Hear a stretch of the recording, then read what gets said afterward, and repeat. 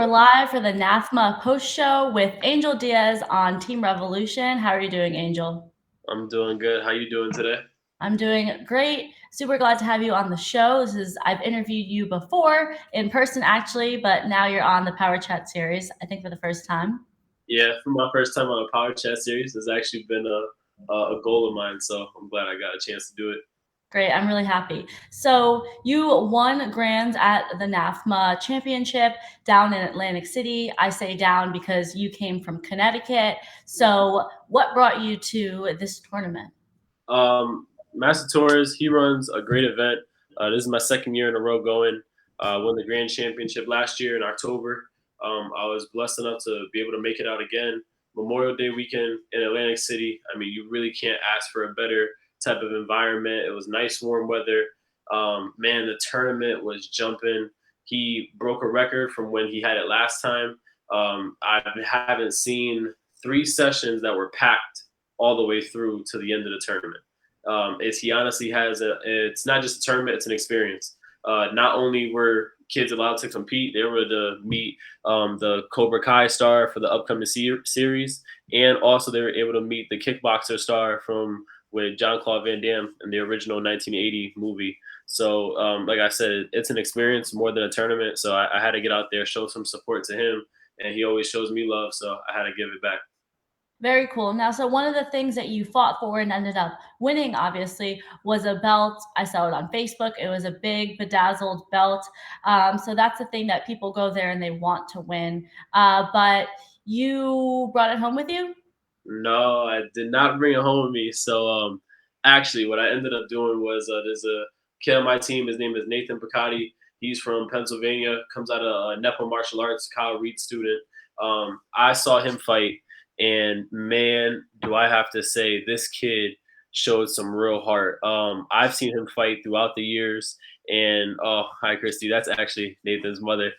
So I've seen him fight throughout the years, and I have to say this was the best tournament I saw him fight at. For people that don't know, last time I went, I won the grand champion. But I told him, I said, man, like you're gonna win it this next time. I saw him win. He ended up getting third in his fighting division, and he was so close. It was a 1 point deficit that he had to overcome. But because of the way he fought, he showed so much heart. What I did was, as soon as I won the grand championship, I took the belt. I had him right on the side of the ring, and I gave him the belt. And man, for people that were there seeing it, I started seeing the eyes water on him, and I was about to cry. I had to tell little Nate, I had to say, "Hey, baby, I gotta look tough out here. You can't do this to me. You gotta hold it in." But one thing also I gotta say, man, he's also my teammate, and he killed it. He ended up winning the 17 and under grands for weapons and for forms. So big shout out to Nathan Picotti. Like I said, he's gonna be one of the best ones to ever step on this mat. I guarantee it. That's so touching. And I'm sure that it's going to be in his living room, like a lot of our trophies are. And he's going to look at it and say, okay, the next one is going to be mine. I'm going to win Yeah, the next one. Now, yeah. this is your second time going. Will you be back for a third and the times after? Absolutely. I'm going to be back there again. They made a little joke there. Everyone was saying, well, next time you got to come back, and if you win, give me your belt again. So everyone thinks I have to go there and win and give my belt away. But no, I definitely want to come back. Like I said, it's he slept with it. That's awesome, Chrissy. So it's honestly just a great experience of a tournament. I love the tournament myself. So for me, I personally just will be back just to support Master Jose Torres. But on top of that, just the competition, everything down to it is just a great event. And like I said, in Atlantic City during Memorial Day weekend, you can't ask for a better event. So now Team Revolution is in the comments. You're wearing a Team Revolution t-shirt. Talk to me about when and how you got onto the team. So I actually got on the team in February. I want to say it was right before Valentine's Day. So I went to Starcade Internationals in Miami, Florida. Murphy Gonzalez event, great event. I went to that. That was my second time in a row going, and I was blessed enough to make the stage for a second year in a row. I gotta say, man, the decision I made to go over to Team Revolution was a great decision. We have nothing but great things moving forward for us. My team is more than just a team; it's a family. I'm sure people see us on social media. We're always doing team check-ins. So everyone has to work out for the day. We got to post our pictures in the gym, whether it's karate, strength and conditioning, running, just holding each other accountable and just really holding true to that family atmosphere. What's your role on the team? My role on the team, actually, I'm actually the team captain. Um, Mhm. I was blessed enough by Canelo Lovelace and Edgar and Kyle Reed and Tracy to that they allowed me to be the team captain. I was the first team captain ever in the history of the team, so that was a big thing that was put on my shoulders. I was nervous at first. I had to ask coach. I said, "You sure I'm ready for this?" And he just looked at me and said, "If I didn't think you're ready, I wouldn't have asked you." So it's been a role that I've been stepping into little by little with each event. And I gotta say, it's one of the best things that's gonna ever happen to me. Not only did I grow as a martial artist, but I've grown as a person. What do you think Mr. Lovelace and the rest of the heads of Team Revolution saw in you to be the first team captain and to kind of oversee or lead a pretty large group of people on your team who are all active competitors? Um, I think the biggest thing it has to be is just my willingness to support my teammates. Yeah, there goes everybody in our chat. My willingness to support my teammates. It's no matter whether it's a forms, it's Nathan Bakati who's an underbelt, Jet who's Kevin Kowalsk's son who's an underbelt, all the way down to our senior group, which is also amazing with Edgar and Hylette and Kevin. I'm there at everyone's ring. I'm cheering for them. We're having the pep talks, but it also just goes outside of that, just being a support system for all my teammates. So my teammates know they can call me any time of the day. They actually take me up on that. So whether it is like personal issues with life, karate, training, we do Zoom sessions, whatever it is, like they call me, they know I'm there for them just as a support to listen, or if they need advice, whatever it is, I'm there for the team. And I think I just realized that we have to think 20 steps ahead. So it's not just about me and my personal accolades. I care about the team accolades, and I genuinely care about how we do as a team, but just how we are as a team and making sure our core is so tight knit. Now, you also, correct me if I'm wrong, are a teacher? Yes, yeah. Okay. So, you know, it made me think of when you said, come to me even with personal issues. That's what always the cool teachers would say, because then you kind of knew like they are more than just teachers in the classroom grading your papers and things like that. So do you find that your role and your experience as a teacher plays into you being a martial arts instructor and coach? I definitely do, and I also think it martial arts has played into me being a better teacher. It goes hand in hand. I know in terms of my classroom, I'm sure if you were to talk to all my students, they would actually tell you, man, like we love Mr. Diaz. He's hard on us to get our work done, but they know I'm always start every class when I'm teaching it, like at work today. Every day I had a class, I always start the same way. How was everyone's day? How's everyone's weekend? How are we feeling today? Because I really care about having that personal connection first. And then after that, we know we have a list of things to get done, but within that, we want to try and just make it a safe environment. And I think that's helped me with the team is just letting everybody know that I am there. And I know sometimes people see me at the tournaments, and I always look so stoic or so serious. But in all seriousness, the people that know me on my team, they know I'm actually like a big kid that's just a 24-year-old. I still am a kid inside. I like to have fun. I like to joke around. I like to just have everything be playful, just because I truly believe in just that calmness that we should all have. Because the tournament's already stressful enough. To go there, Mhm. be on your A game. We worry like, man, if I didn't eat the right way or whatever it is, it could affect you. So at that point, man, let's just go there and do what we love to do. That's honestly why we're all there on the weekend, is to do something that we love. So I just try to bring the best out of everybody.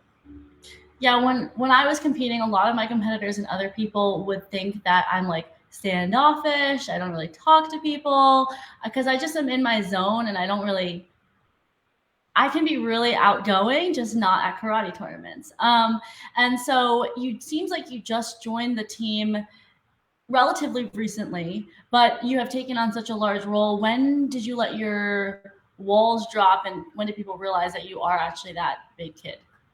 Um, I would honestly say it was everyone got to really see it at Cowboy Up this year, and Ocean State Grand Nationals. So I say that because Cowboy Up was really my first time where we had multiple members from the team, and we all were together.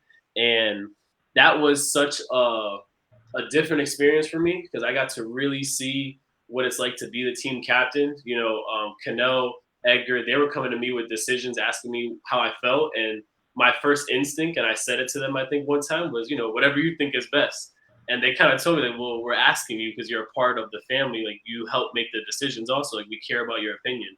So I got to see that side of it, but then I also got to see just like how much the team moves together as a family. So if one of us is having an off day or our mood is not all together, then it affects the rest of us. So Mhm. I just really took on that role. Like, let's lead by example. And I say that about Ocean State Grand Nationals because I actually had a car accident on my way to the tournament. And I know a lot of people would have said, like, I'm not going. My coaches, everybody was saying, like, you don't have to come. You don't even have to fight. Like, just stay home, relax. And I was going to, and it hit like 10, 11 o'clock at night. I rewatched all the videos, and I was like, nah, I need to be there for my team. I can't do Mhm. that. So I found a way to get back up to Rhode Island, and I was there with my team the next day. Regardless of how I did, I was at every single like ring, making sure that I am being there for my team. And we have a saying, Mr. Lovelace always says it all the time. It's not a sprint; it's a marathon, and it's one team, one dream. So I just try to make sure I push that forward. Now, you competed at this tournament. You mentioned a tournament on the NASCA circuit.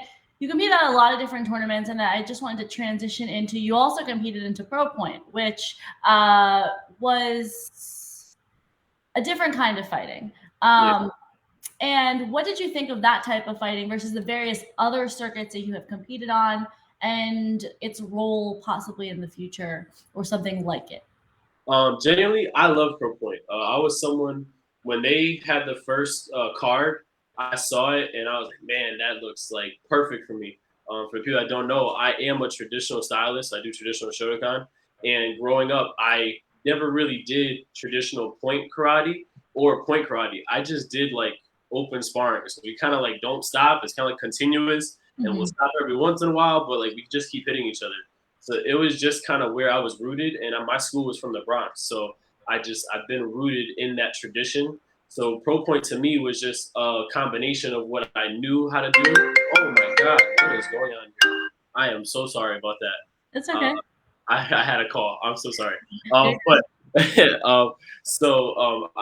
I just felt like Pro Point was just a part of what I was already doing, Mhm. and Pro Point really helped me because now looking into my future, not just on the mat, but just I'm looking forward to doing some full contact kickboxing matches. Those are some things that I'm going to be coming up. I've gotten a few offers, a few contracts, so it's looking good as long as everything pans out well. And you guys will probably see me in the full contact ring. But that was something I loved. I love Pro Point, and one of the best things that I gotta say, man, is Pro Point showed me a lot about myself. Mhm. Not in terms of my skills, but in terms of my heart because as we know, Pro Point is a little bit harder hitting, and it really got to show like who was ready to be in the ring and who wasn't ready to be in there.